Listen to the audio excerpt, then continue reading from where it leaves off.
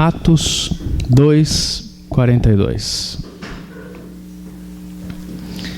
Nós estamos lendo já há alguns domingos esse texto, que diz assim: eles, os irmãos, os primeiros irmãos, eles se dedicavam ao ensino dos apóstolos, à comunhão, ao partir do pão e às orações.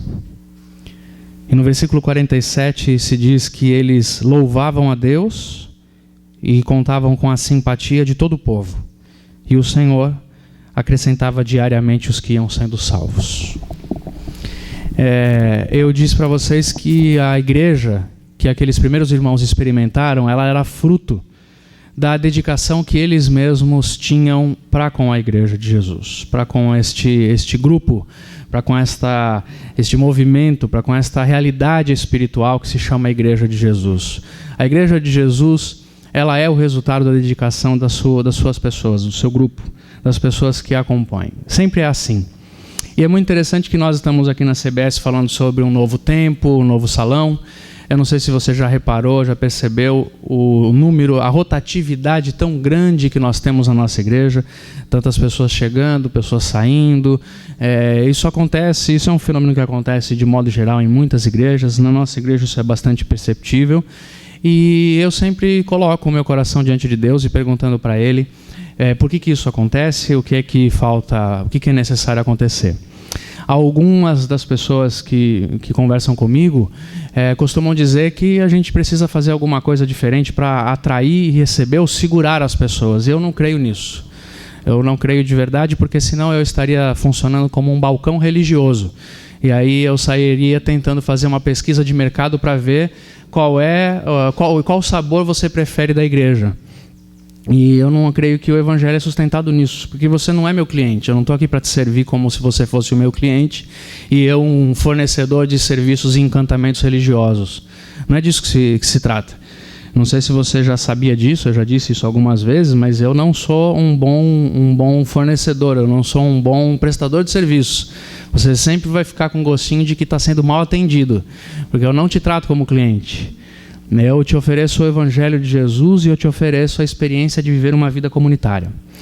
E esse fator que faz as pessoas migrarem tanto de comunidades e de igrejas, para mim tem muito mais a ver com o espírito de época que nós vivemos, em que o que mais marca a nossa alma é a necessidade de não se comprometer com nada, é a necessidade de se sentir livre o tempo inteiro. Porque, afinal de contas, uma das prerrogativas de você ser um cliente é você poder escolher o melhor serviço que você vai conseguir. Você se sente cliente justamente porque você não está preso e não tem mais uma prisão de fidelidade a nada. Você vai procurar o melhor serviço que você quiser. Para mim, isso é um espírito de época que faz com que as pessoas se vejam na vida como clientes de alguma coisa. E isso simplesmente é transportado para a relação com a igreja.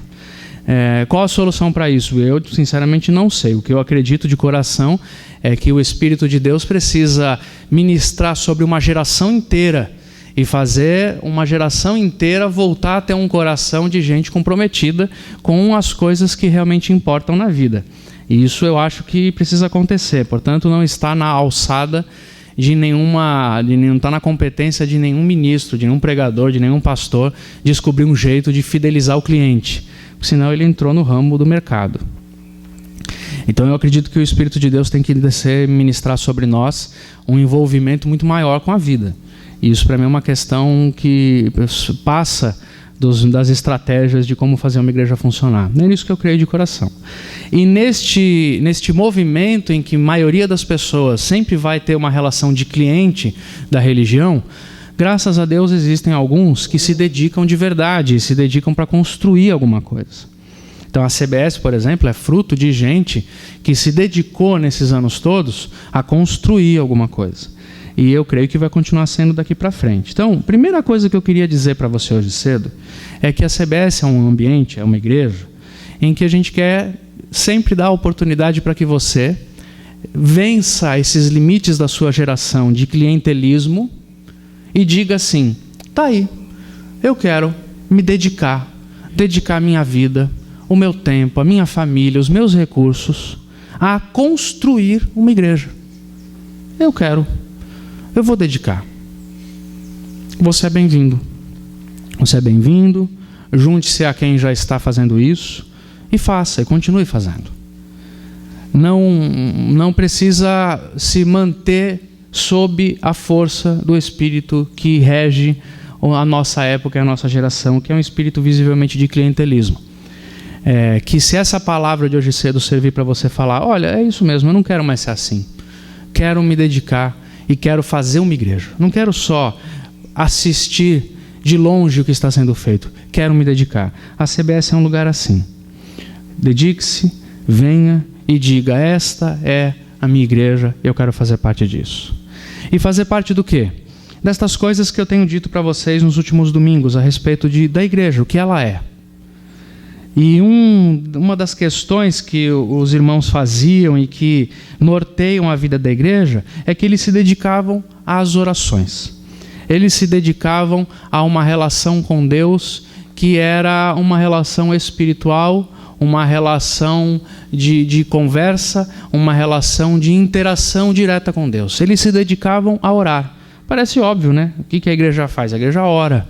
O que as pessoas que andam com o Senhor fazem? Elas oram. Eles se dedicavam a isso. Isso é uma coisa que a igreja tem que fazer, orar. A igreja busca o Senhor. Isso é meio lógico, óbvio, né? Nem sempre. A gente precisa se lembrar que este movimento que a gente tem aqui, este grupo que a gente tem, estas coisas todas que nós fazemos, elas visam uma relação espiritual com o Senhor. Elas visam criar um ambiente em que a gente possa falar com Deus e ouvir Deus falar.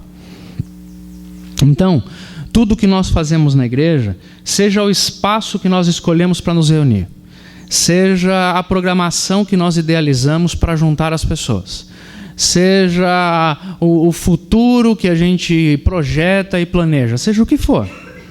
Tudo isso tem que servir também a esse propósito, ao propósito de nós criarmos ambientes, momentos em que nós falamos com Deus e o ouvimos falar. Falamos com Deus e o ouvimos falar. Nós precisamos criar numa igreja ambientes, momentos de oração. Então por isso que eu chamo você para vir aqui aos domingos pela manhã, para estar aqui na igreja, para estar aqui como igreja, para se reunir com as pessoas. Porque o que nós estamos fazendo aqui? Nós estamos aqui planejando com toda a intenção, querendo de propósito, que reservar um tempo na nossa vida para falarmos com Deus, para levarmos a Ele o nosso coração, nossa demanda, nossas necessidades e ouvi-lo falar. Isso é uma coisa muito importante, porque nós somos seres naturalmente produtivos, nós somos seres que queremos fazer coisas. O ser humano, por si só, carrega dentro de si essa necessidade de fazer. Nós queremos isso. Nós queremos fazer, nós queremos falar, nós queremos construir, nós queremos criar realidades ao nosso redor. E esquecemos que antes de qualquer construção que nós intentemos, nós precisamos guardar no nosso coração um momento de reflexão, de oração, de buscar o Senhor. Antes de fazer qualquer coisa para Deus, por exemplo, nós precisamos nos lembrar que nós devemos viver com Ele. Essa é a finalidade da nossa existência. Nós precisamos trocar a nossa função humana de ser produtivo para a função humana de ser comunicativo com o Senhor. Precisamos nos lembrar que é isso. Então, muitas vezes na nossa história, na história de igreja, na história da nossa vida, nós precisamos parar todas as coisas. Parar o que estamos fazendo, parar o que estamos idealizando, parar o que estamos projetando, acalmar tudo, fazer silêncio, guardar o coração e falar com o Criador. Tem um detalhe muito lindo no texto do Gênesis. Eu gosto muito daquele texto, porque para mim o texto do Gênesis é um texto metafórico, espiritual e não literal, necessariamente. E num dos detalhes que se diz assim, que naquele dia em que o casal desobedeceu o Senhor e comeu do fruto proibido, naquele mesmo dia o Senhor desceu para falar com o casal, na viração do dia, no fim da tarde, no entardecer, e procurou o casal. E o texto diz assim, que Deus, como de costume, como sempre fazia, na viração do dia, no entardecer, desceu para conversar com o casal. E procurou o casal. Cadê você? Onde vocês estão? Adão, onde você está? E o Adão tinha fugido porque estava envergonhado e com medo do que tinha feito, do rompimento que ele tinha proposto em relação a Deus.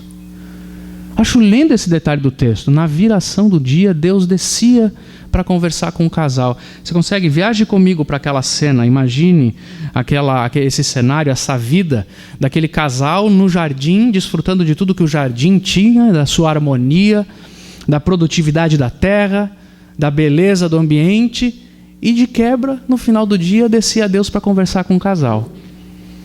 O que será que eles conversavam? Eu acho que Deus descia, comia manga com eles. Tem um fiapo aí no seu dente, Senhor. Aí eles conversavam, aí Deus falava, olha esse pássaro. Tá ouvindo agora aqui? Você consegue ouvir? Foi sem querer, não foi combinado não. Mas tá ouvindo?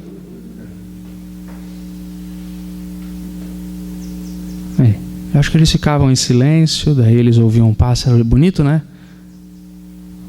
Deus falava bonito, né? Adão falava, você que fez, claro que é bonito. Vou falar que não é? Aí eles olhavam o pôr do sol. É interessante que a Bíblia diz que no pôr do sol Deus descia. Eu não sei você já viu o pôr do sol. Eu sei que você não vê todo dia, porque você tem muita coisa mais importante para fazer, né? Paga conta, correr atrás das coisas, ver televisão, novela. Novela é muito mais importante que pôr do sol, faça-me o favor. Mas se você se atrever um dia a perceber o pôr do sol atrás dos prédios, atrás das coisas, não é bonito? Por que Deus escolhia essa hora para conversar com o casal? Porque Deus queria ter uma relação com eles que fosse não utilitária.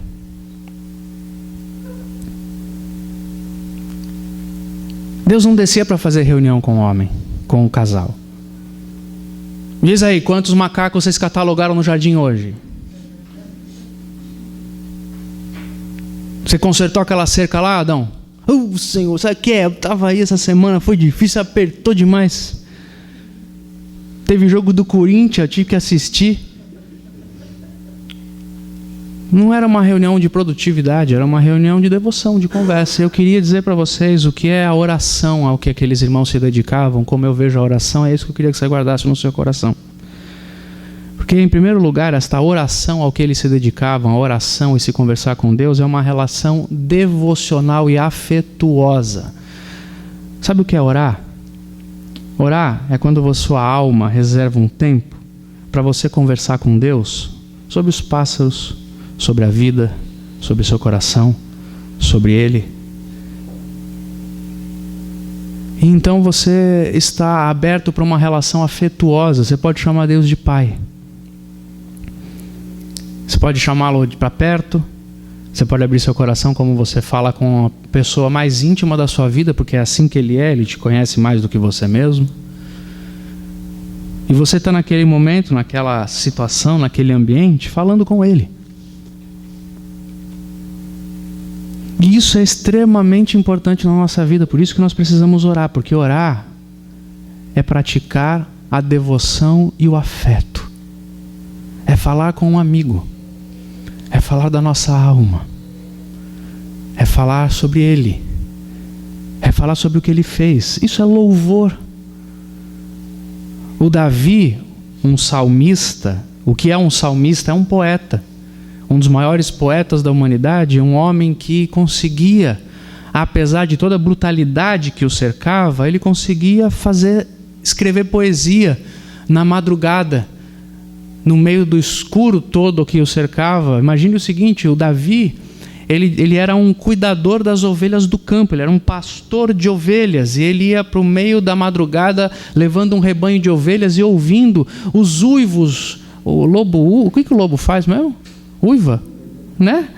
Ao redor do seu acampamento, lua cheia, os lobos ali querendo pegar as ovelhas. O Davi, pequenininho, ele fazia isso, ele estava na madrugada com as ovelhas por perto dele ali, porque ele tinha que protegê-las, os lobos uivando ao redor, alta madrugada. Ele fazia isso quando ele não estava enfrentando bichos e feras no meio do deserto. Um ambiente bruto, um ambiente perigoso, um ambiente difícil, hostil.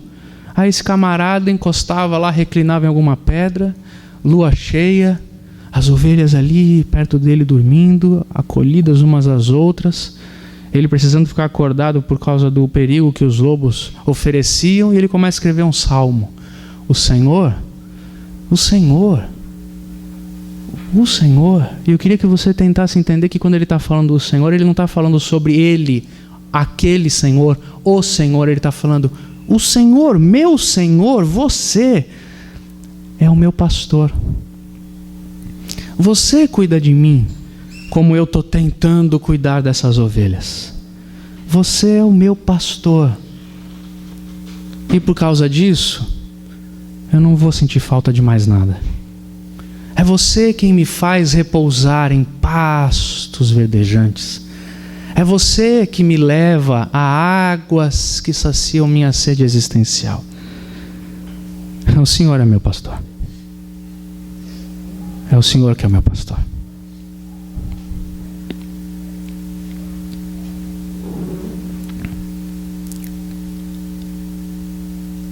A oração é você criar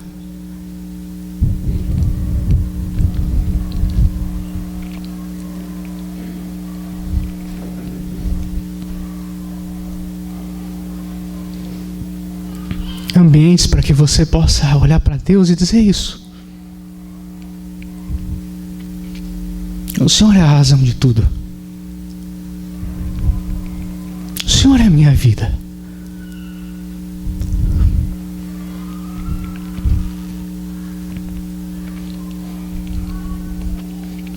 O Senhor cuida de mim. Que falta que faz a alma poder ser afetuosa e receber afeto. Queria dizer isso, você está certo. Você que se sente sozinho tantas vezes, apesar de ter tanta gente ao seu redor. Você que sabe que falta afago, aconchego, você está certo. Falta mesmo. E que bom a gente poder, a despeito de toda a hostilidade do mundo e a despeito de todo o distanciamento que essa aglomeração de encontros sem propósitos causam em nós, a despeito de tudo isso, a gente poder olhar para Deus e chamá-lo de meu Pai. Era assim que Jesus Cristo chamava a Deus. Sabe como Jesus Cristo chamava Deus? Ele chamava de Papai. O apóstolo Paulo, que era um homem sabido, também resolveu chamar Deus de Papai, porque ele aprendeu com Jesus. Em Romanos capítulo 8, ele diz assim: o Espírito de Deus cria em nós uma ternura que nos faz chamar Deus de Papai. Alguém pode fechar para mim essa janela, Maurão, por favor? Volta aqui comigo. O Espírito de Deus, está escrito em Romanos capítulo 8, causa em nós uma ternura que nos faz e faz a nossa alma chamar Deus de Abba, Pai. Abba, Pai. Essa expressão quer dizer papai. Sabe qual é esse papai? É o primeiro papai que uma criança de ainda menos de 1 ano consegue falar. Porque eu não sei se você sabe, mamãe, você pode fazer o que você quiser, o seu filho sempre vai falar papai primeiro. Pode ser um presente, dar tudo que ele quer. Aquele cabra fica o dia inteiro longe de casa, quando ele chega a criança fala papai. Sabe esse papai? Quase sem força, mas que quando você ouve falar, ai, essa criatura me conhece. Jesus chamava Deus assim. E o apóstolo Paulo aprendeu a fazer isso e disse para nós, através do texto de Romanos, que o Espírito de Deus causa em nós afeto. Eu queria dizer isso para você de todo o seu coração. Tudo que existe na nossa existência conspira contra o afeto. Muitas vezes até os processos terapêuticos aos quais nós somos submetidos, que tentam criar em nós uma capacidade de lidar de modo seguro com tudo, sem nos afetarmos emocionalmente tanto, o que é muito importante, mas perigosamente muitas vezes esses processos terapêuticos, para nos isentar da mudança, da volatilidade das emoções tão grande, da inconstância das emoções, às vezes nos rouba as emoções, nos rouba o afeto. E aí você começa a dizer para a vida, para todo mundo, para você mesmo: eu não vou mais me deixar sentir, porque quando eu sinto eu sofro, porque eu me apaixono eu sofro, porque eu me dou e as pessoas não dão valor a isso, porque eu me dedico e as pessoas não respondem. Então quer saber? Eu vou me segurar, vou me engessar, vou me endurecer. Não deixe com que a vida lhe roube o afeto, porque a sua alma não precisa de uma pessoa absolutamente segura de suas emoções, que não deixa transparecer nada e que está andando confiante no mundo, que nada te atinge. Deixe ser atingido pela vida, porque senão você vai perder o afeto. As pessoas que determinam para si mesmas dizendo: nada vai mais me afetar. O ser humano saudável é aquele que passa pela vida como se fosse uma pedra, como se fosse um anjo, como se fosse outra coisa que não homem. Não me sinto mais. Eu aprendi a viver na vida sem sentir. Você pode fazer o que você quiser que não me afeta. Você pode... Não. É fato que todo ser humano precisa ser um homem adequado, uma mulher adequada de acordo com a vida. Você faz alguma coisa contra mim, você me faz alguma coisa a favor, eu sinto, eu vou tomar cuidado com a minha reação, mas eu continuo sentindo. Isso machucou, isso me alegrou. Não deixe morrer dentro de você o afeto. Como é que você faz isso? Dedique-se a essa oração devocional. Como que a igreja faz isso? A igreja se reúne com os irmãos e ela cria um ambiente de igreja que é devocional, que é de encontro, que é de calma, que é de olhar no olho do outro, que é de olhar para a palavra com atenção. A gente estava falando esses dias, algumas pessoas dizendo a dificuldade que um ser humano tem de sentar-se numa cadeira e ficar uma horinha prestando atenção no que está sendo falado. O volume de movimentação que há num ambiente que a gente queria que fosse devocional. Você já percebeu isso? A gente não se dedica à devoção, a gente não se dedica a sentar, abrir a Bíblia, ouvir um camarada expor a Bíblia. Vamos ler isso aqui, olha essa palavra, olha esse texto. Senhor, obrigado. Por que a gente não consegue sentar, abrir o texto e falar: Deus está falando comigo, isso aqui foi Ele que me pediu, Ele me deu isso aqui é uma carta de amor para mim. Eles se dedicavam a isso, a igreja faz isso. O culto cristão, o encontro de celebração cristão, ele é um encontro que tem que fomentar a devoção, que tem que fomentar este ambiente, esse espírito de falar com Deus como meu papai. Por isso as letras das músicas que cantamos, por isso a música que cantamos, por isso as orações que fazemos, por isso os recados que damos, por isso a mensagem que pregamos, ela tem que ajudar as pessoas a terem afeto. É por isso que não apresentamos um número musical, nós cantamos em comunidade. Por isso que não estamos aqui para fazer um show. É por isso que isso aqui que eu faço não é um discurso que você tem que olhar e falar: que discurso interessante. Isso aqui é uma conversa afetuosa. É uma conversa devocional.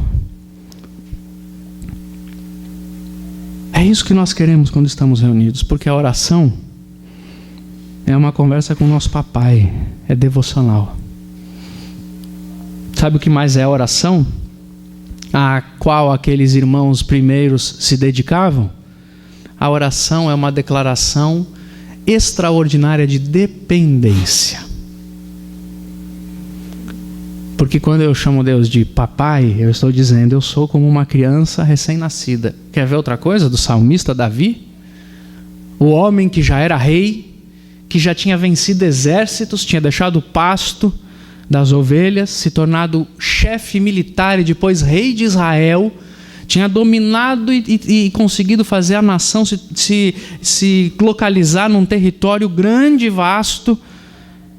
esse homem fala assim: Senhor, eu sosseguei a minha alma, eu não quero coisas grandiosas demais para mim. Salmo 133 ou 131, você procura aí. Ele diz assim: a minha alma é como uma criança recém-amamentada. O cara se coloca na posição de um recém-nascido que precisa mamar em Deus. Eu me alimento do Senhor.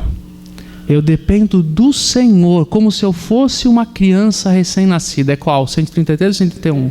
131. Eu dependo do Senhor, como se eu fosse uma criança recém-nascida. Não importa qual seja a grandeza dos eventos, das ocorrências e das construções da sua vida. Todo ser humano precisa orar para que se sinta, se perceba de fato dependente de Deus, porque é isso que nós somos. Nossa vida é uma brisa, nossa vida não é nada, os nossos projetos acabam, os nossos sonhos vão por água abaixo, a nossa vida dá voltas, ela faz a curva, as coisas mudam.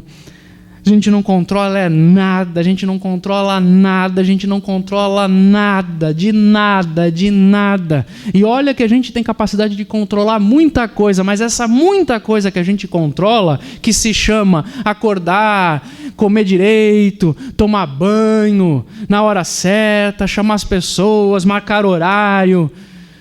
Quem não vem com essa conversa fiada depois de falar: pastor, a gente não controla nada, é por isso que eu chego sempre atrasado. Isso é safadeza, isso você controla, o seu horário, seu despertador, você controla. Mas isso que a gente controla, que já é muita coisa se a gente for responsável na vida, não é nada.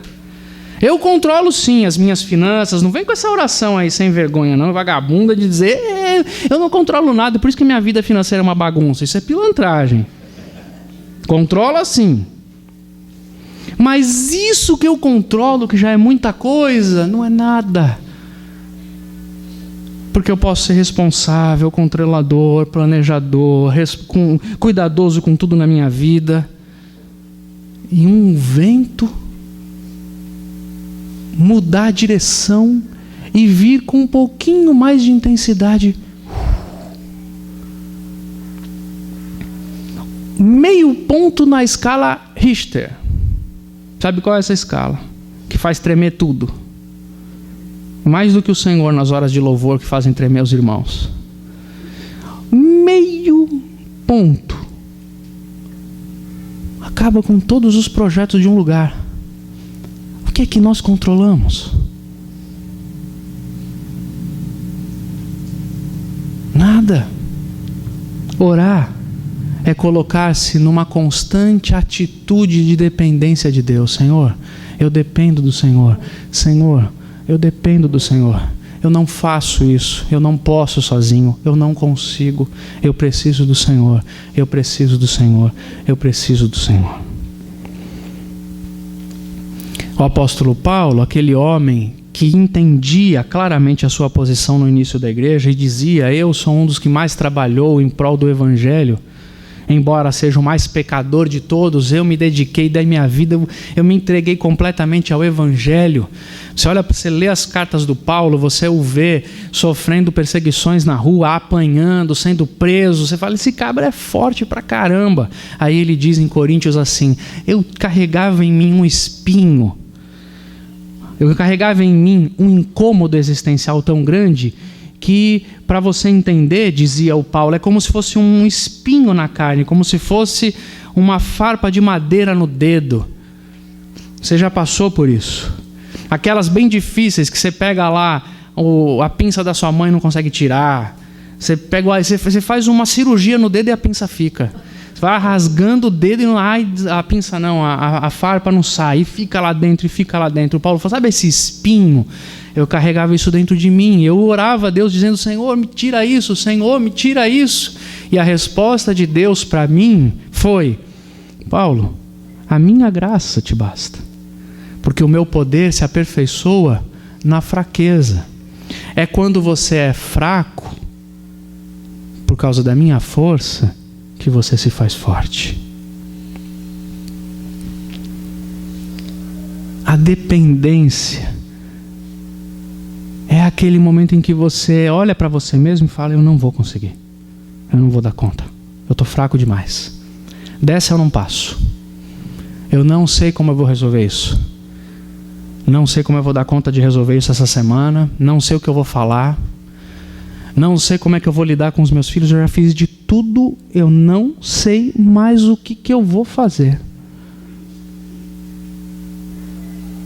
Eu ouço o pastor falando sobre virtude, sobre santidade, mas eu estou enlameado de pecado, eu não consigo sair dessa, eu sou um fraco.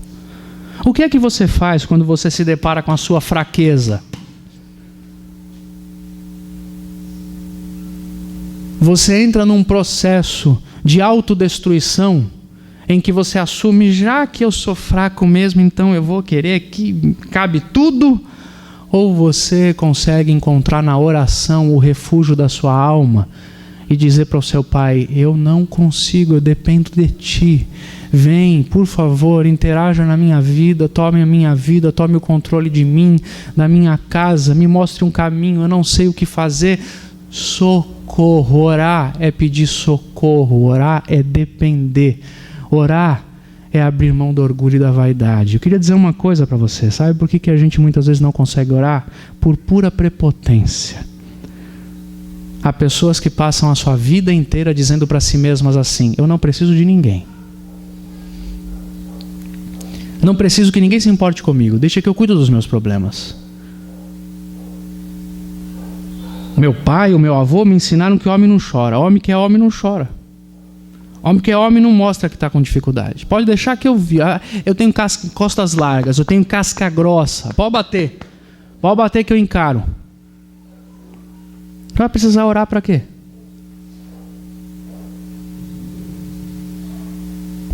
A gente não aceita o abatimento da alma, não aceita a dificuldade da vida. Vai orar para quê? A oração é uma declaração de dependência de Deus. Eu preciso do Senhor. Aqueles irmãos se dedicavam a serem dependentes de Deus. Se dedicavam a criar no coração um ambiente de dependência. Sabe o que é mais oração? Oração é o exercício de esperança. Porque se a oração não for um exercício de esperança, ela é uma reza sem sentido. Ela é um fetiche. Ela é uma macumbinha. Ela é um encantamento. Ela é um método. Por isso que a oração para muitas pessoas, para a maioria dos religiosos, é um método de você conseguir alguma coisa. Não é um exercício de esperança. A oração, na verdade, tem que ser um exercício de esperança. Sabe o que é oração? É você olhar para Deus e falar para o Senhor assim: Senhor, eu sei que o Senhor pode. Eu não, mas eu sei que o Senhor pode. Se o Senhor quiser, eu sei que o Senhor pode fazer isso. Eu não posso, mas eu sei que o Senhor pode, e sei que se o Senhor pode, se o Senhor quiser, isso vai acontecer.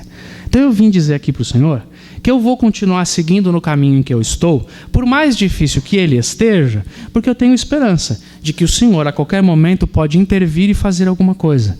Então eu vou continuar seguindo. Então eu vou continuar agindo. Então eu vou continuar esperando. Eu sei que o Senhor pode.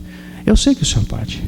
Não consigo entender por que faz, quando faz, do jeito que faz. E eu não vou me atrever a entender isso, porque senão eu vou criar uma teologia completamente caricata da sua ação, e isso não vai me levar a lugar nenhum. A única coisa que eu sei é que o Senhor pode. E que se o Senhor quisesse, o Senhor faria. Então eu vim aqui dizer para o Senhor que eu sei que o Senhor pode. Se eu sei que o Senhor pode, eu tenho esperança de que o Senhor vai fazer alguma coisa. Então eu vim orar.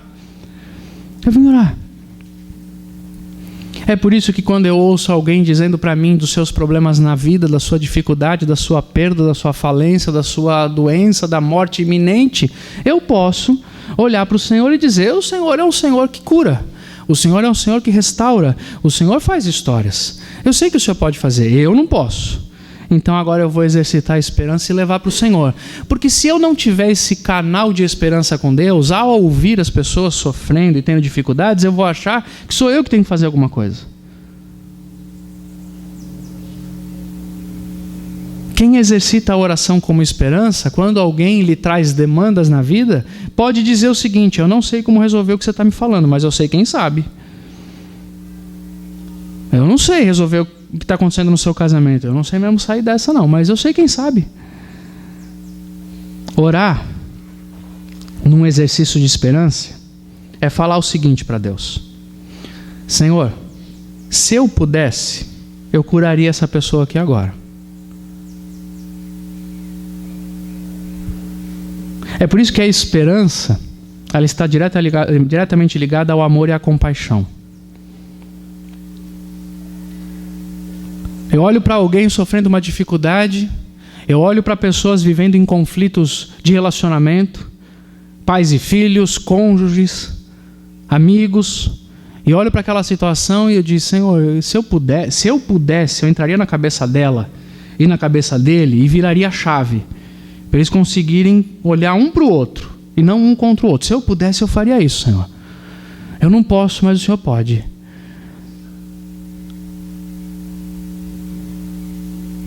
Se eu pudesse, eu curaria essa pessoa. Você já pensou em fazer isso quando você orar por alguém doente? Ao invés, por exemplo, de sair prometendo que vai, não, agora você vai orar e vai ser curado agora, porque eu sei que vai. Você sabe o quê?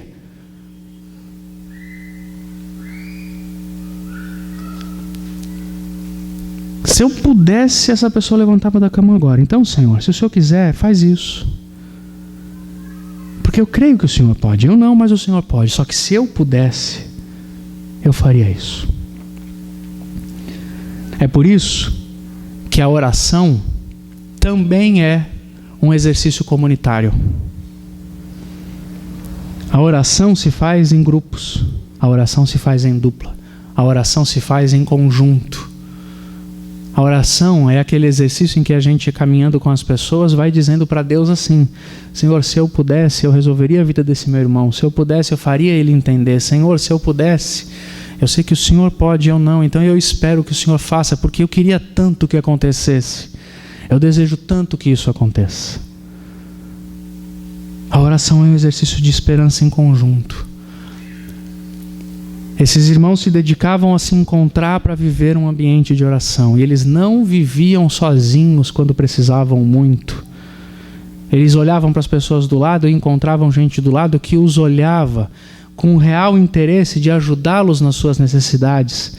Gente que se compadecia e que dizia: se eu pudesse, você entenderia. Se eu pudesse, você seria curado. Se eu pudesse, você seria carregado. Se eu pudesse, eu faria o que você precisa. Eu não posso, mas eu sei quem pode, então eu vou orar, dizendo para ele que se eu pudesse. Queria dizer isso para você. A oração, que sabe aquela coisa de a gente às vezes falar para uma pessoa que precisa de oração, ela diz para a gente assim: ora por mim essa semana, e a gente diz: não, eu vou orar mesmo. Aquela mentira que a gente fala para a pessoa assim, sair mais animada. Isso aí não vale de nada, não funciona em nada. Sabe o que as pessoas que estão sofrendo precisam? De gente do lado delas que tenha a esperança no olhar.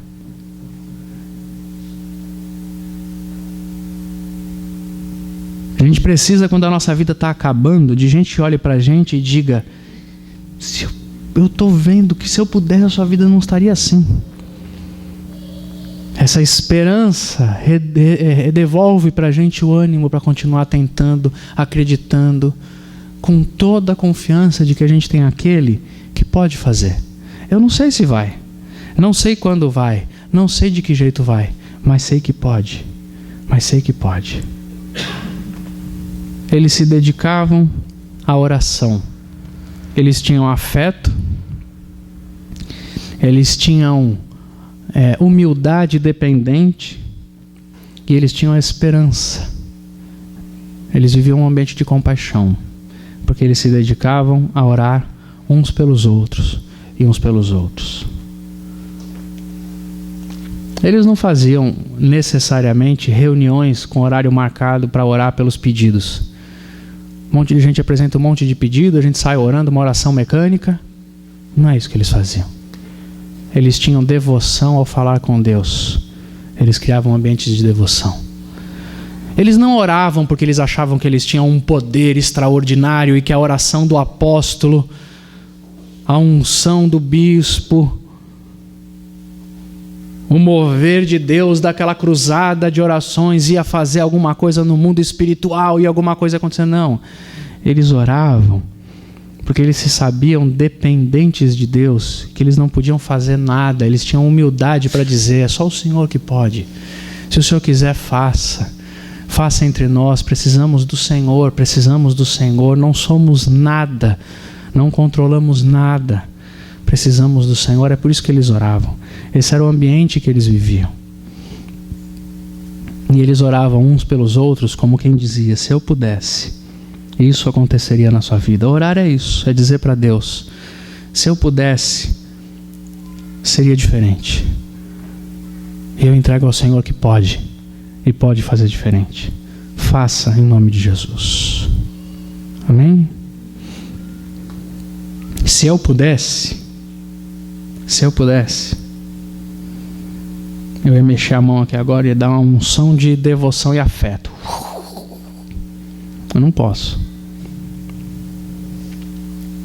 Se eu pudesse, nós caminharíamos de joelhos na nossa vida, todo mundo, em reverência a Deus, dizendo: eu não sei nada, é o Senhor quem sabe, eu preciso do Senhor.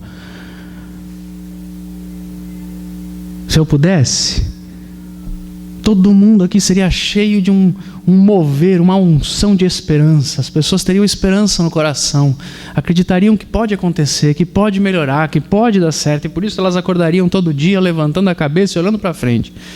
Se eu pudesse, eu ia fazer isso aqui agora, dar a unção da esperança. Eu não posso, mas eu conheço quem pode, e eu vou orar agora a Ele, pedindo que Ele faça isso em mim e em você, todos os dias da nossa vida. Vamos orar?